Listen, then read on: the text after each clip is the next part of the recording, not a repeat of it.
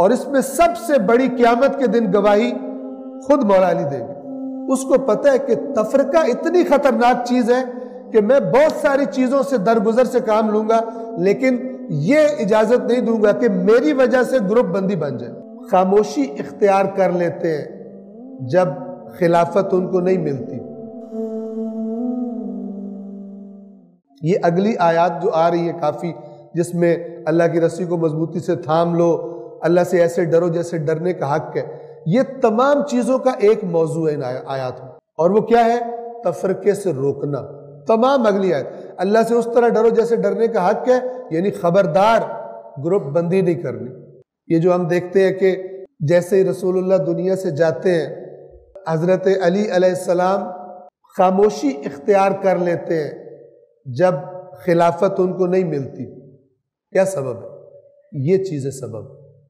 کیوں؟ کہ ایسی کوئی بھی حرکت کرنا جس سے امت اسلام میں تفرقہ پڑے، وہ ان تمام آیات کی خلاف ورزی۔ تفرقہ تبھی پڑتا ہے جب اختلاف ہو، لیکن جو حقیقی مومن ہوتا ہے وہ اس بات کو، جو معرفت رکھتا ہے، جو قرآنی دین کا تصور، اس نے قرآن سے دین کا تصور لے لیا، اس کو پتہ ہے کہ تفرقہ اتنی خطرناک چیز ہے کہ میں بہت ساری چیزوں سے درگزر سے کام لوں گا، لیکن یہ اجازت نہیں دوں گا کہ میری وجہ سے گروپ بندی بن جائے۔ اور اس میں سب سے بڑی قیامت کے دن گواہی خود مولا علی دیں گے۔ وہ لوگ کہ جو مثلا فرض کرے مولا علی کو بڑا اپنا سمجھتے ہیں، امام مانتے ہیں، خاص طور پہ ان کے لیے، اگر وہ ایسی حرکتیں کریں، چاہے مولا علی کے نام پر ہو، چاہے اہل بیت کی محبت کا نام لے کر ایسی حرکتیں کریں جس سے امت جڑتی نہیں ہے، امت نے ٹوٹنا ہے۔ آپ سمجھتے ہیں کیوں مثلا رہبر معظم انقلاب اسلامی نے فتویٰ دیا مقدسات برادران اہل سنت کی توہین شرعاً حرام ہے؟ ان آیات کی وجہ سے۔ یہ حکم شرعی ہے، یہ مذاق نہیں ہے۔ توجہ فرما رہے ہیں؟ کیوں آیت اللہ سیستانی کہتے ہیں کہ اہل سنت ہمارے بھائی نہیں ہے بلکہ ہماری جان ہے؟ کیوں جب لوگ ان سے گروپ ملاقات کرنے جاتے ہیں، پاکستان کے ایک بہت مشہور نوحہ خان ہے، قصیدہ خان ہے اور نیک ہے، یعنی حقیقتیں بیان کرتے ہیں، وہ لغویات اور اس قسم کی چیزیں نہیں پڑھتے۔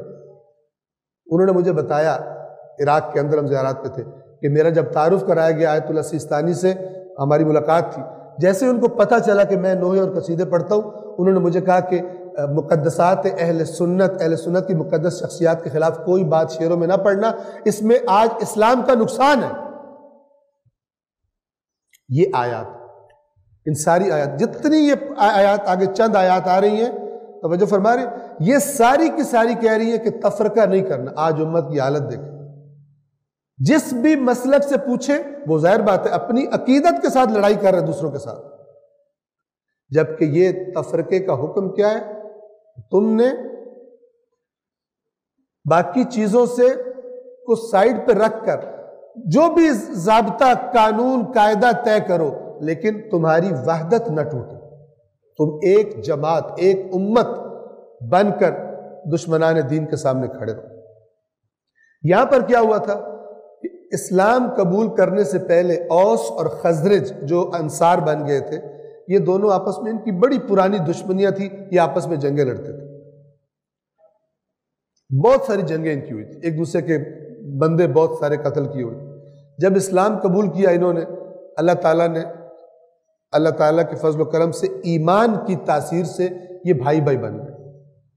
یہودی کڑتے رہتے تھے کہ یہ کیا ہو رہا ہے ہمارے ساتھ، جو بے ایمان یہودی تھے، تو وہ ہر وقت سوچتے رہتے تھے یہ جو اللہ کہہ رہا ہے کیوں تم روکتے ہو اللہ کے راستے سے۔ ہر وقت کوئی نہ کوئی پلان کر رہے ہوتے تھے کہ مسلمانوں کی اس وحدت کو توڑا جائے۔ تو ایک دن ایک یہودی نے ایک محفل میں اوس کے ایک فرد مسلمان کو، مومن کو ذرا اکسایا خزرج کے خلاف۔ تمہیں یاد ہے تمہارا اس کے قبیلے کی تعریف کی اور وہ پرانی جنگیں یاد کرائی، کیسے تم نے مارا تھا ان کو، خزرج والوں کو، مثال کے طور پہ کہہ رہا ہوں۔ ادھر سے خزرج والے ایک بندے کو بھڑکایا اور یہ بھڑک گئے اور ایک دوسرے سے قریب تھا کہ جنگ شروع کر دیتے، وہی پرانی قبیلہ پرستی اور برادری پرستی اور خاندان پرستی کی بنا پر جنگ شروع ہونے لگی تھی کہ اللہ کے نبی کو خبر دی گئی، اللہ کے نبی تشریف لائے اور ان کو روک دیا، کیا تم جہالت کی طرف واپس پلٹنے لگے، دین سے اسلام کو چھوڑ کر پھر اسی جاہلیت کے جہالت کے معیارات پر آپس میں لڑو گے، تم تقسیم ہونے لگے ہو۔ یہ پس منظر ہے ان آیات۔ اب میں آیات کا ترجمہ آپ کی خدمت میں عرض کرتا ہوں۔ سورہ آل عمران آیت نمبر 100 سے اے ایمان والو، اگر تم نے اہل کتاب میں سے ایک گروہ کی بات مان لی تو وہ تمہارے ایمان لانے کے بعد تمہیں کافر بنا دے۔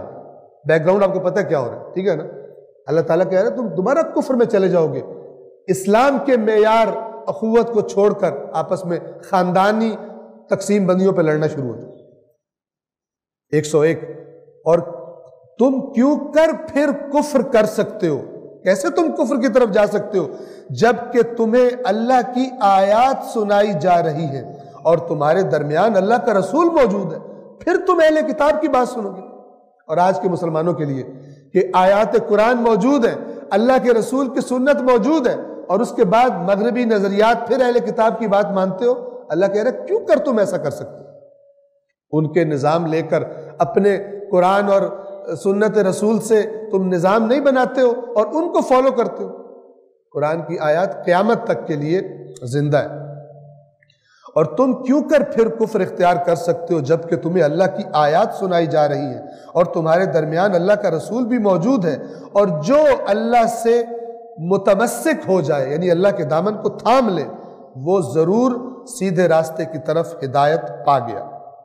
102 اے ایمان والو، اللہ سے اس طرح ڈرو جس طرح ڈرنے کا حق ہے، یعنی خبردار لڑنا نہیں ہے۔ ویسے تو تمام معاملات میں تقویٰ یوں ہی ہے، لیکن یہاں پر سختی سے کہا جا رہا ہے حق کا تقاتہ ہی، اس طرح ڈرو جیسے ڈرنے کا حق ہے، یعنی وہ تمہارے تمام جذبات جو تمہیں لڑنے کے لیے اکسا رہے ہیں ان جذبات پہ کنٹرول کرو۔ حق یہ ہے اللہ سے ڈرنے کا، خبردار آپس میں تم نے تفرقہ نہیں کرنا، لڑنا نہیں ہے۔ یہ آیات صرف اب ثواب لینے کے لیے رہ گئی ہیں، باقی ہر کوئی لڑ رہا ہے دوسرے سے، دوسرے کو ٹونٹ کر کے، دوسرے مسلک کے لطیفے بنا کے، ان کی توہین کر کے سمجھتے ہیں اسلام کی خدمت ہو رہی ہے۔ خدمت ہو رہی ہے امریکہ کی اور اسرائیل کی، کہ جو سب مسلمانوں کو مارنے پہ تلے ہوئے ہیں اور ان کو تقسیم کر کے ذلیل و رسوا کرنا چاہتے ہیں، ان کی خدمت ہو رہی ہے۔ نہ تشیع کی خدمت ہو رہی ہے نہ سنت کی خدمت ہو رہی ہے، یہ خدمت ہو رہی ہے امریکہ کی اور ابلیس کی، وہ تمام باتیں جو امت مسلمہ میں تفرقہ ڈالتی ہیں، اور بعض لوگ مزے لے لے کے اپنے تقریروں میں ممبروں میں ایسی حرکتیں کرتے ہیں، آ رہی ہیں، ذائقہ قرآن سے آ رہی ہے۔ اے ایمان والو، اللہ سے اس طرح ڈرو جیسے ڈرنے کا حق ہے، اور نہ مرنا مگر اس حال میں کہ تم مسلم ہو۔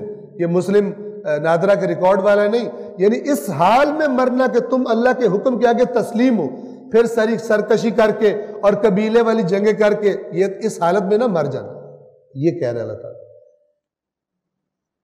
وَلَا تَمُوتُنَّ إِلَّا وَأَنْتُمْ مُسْلِمُونَ، ہرگز نہ مرنا مگر حالت اسلام میں۔ کیا مطلب؟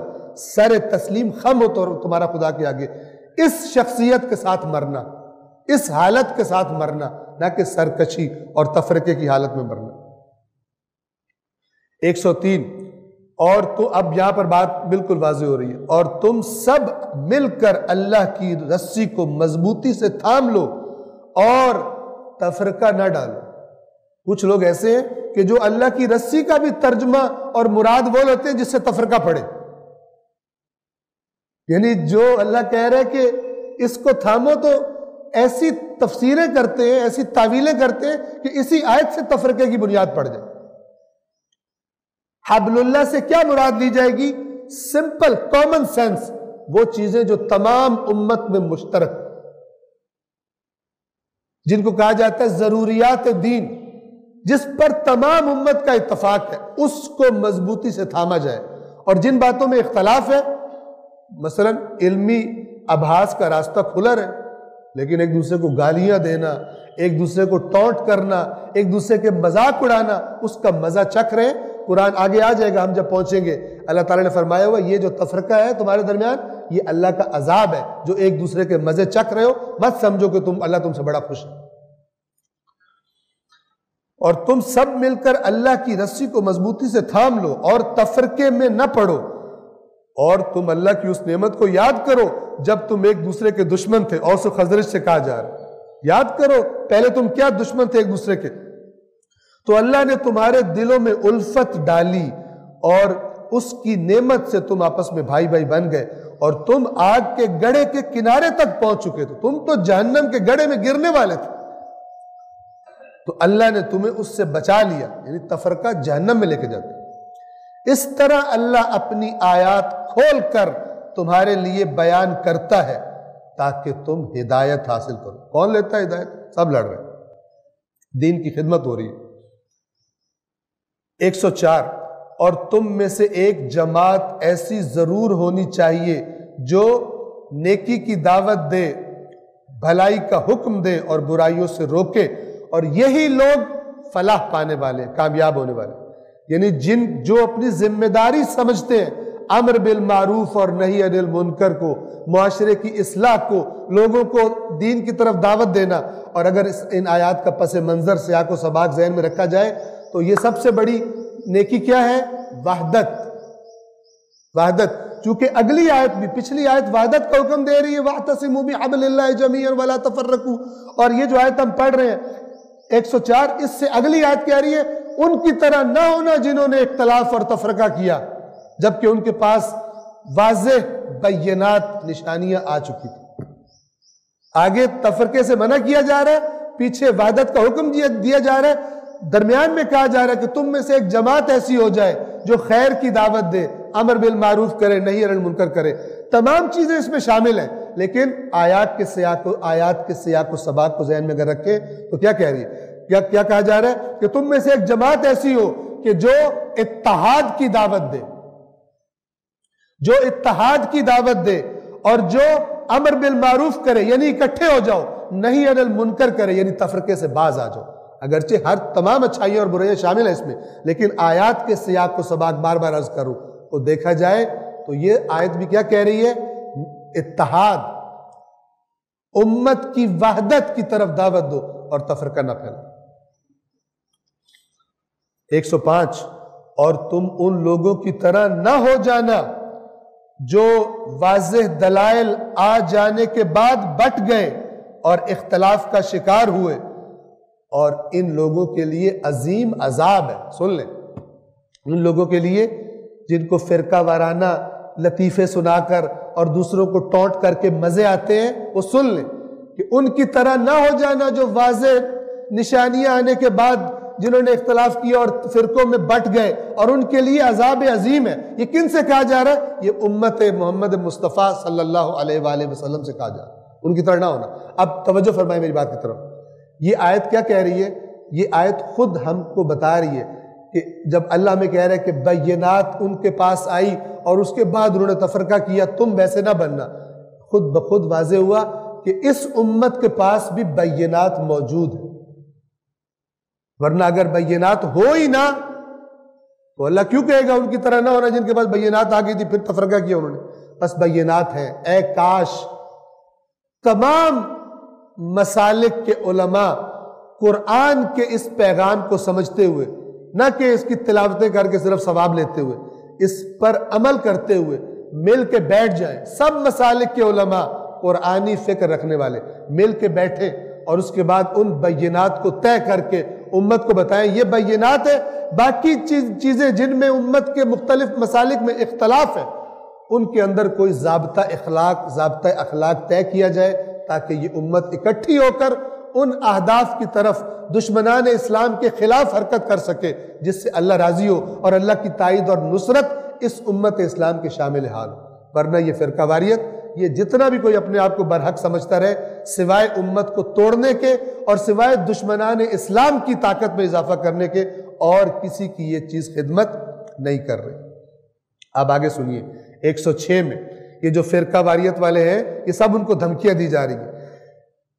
جس دن کچھ لوگوں کے چہرے سفید اور کچھ کے چہرے سیاہ ہوں گے، پس روح سیاہ لوگوں سے کہا جائے گا کیا تم نے ایمان لانے کے بعد پھر کفر کر دیا تھا؟ پچھلی آیات کو ذہن میں رکھیں، یہ کفر کیا تھا؟ تم تمہیں اللہ نے اکٹھا کر دیا، پھر تم تفرقے میں پڑ گئے، ان کے چہرے سیاہ ہوں گے قیامت کے۔ کیا تم لوگوں نے ایمان لانے کے بعد پھر کفر اختیار کر لیا تھا؟ پس اب اپنے اس کفر کے بدلے عذاب کا ذائقہ چکھو، اور جن لوگوں کے چہرے روشن ہوں گے، سفید ہوں گے، وہ اللہ کی رحمت میں ہوں گے جس میں وہ ہمیشہ رہیں گے۔ یہ ہے اللہ کی آیات جو برحق ہم آپ کو اے رسول سنا رہے ہیں، اور اللہ تو اہل عالم پر ظلم نہیں کرنا چاہتا، یعنی تم خود ہی ظلم کرتے ہو اللہ کی باتیں نہ مان کر۔ ایک سلوات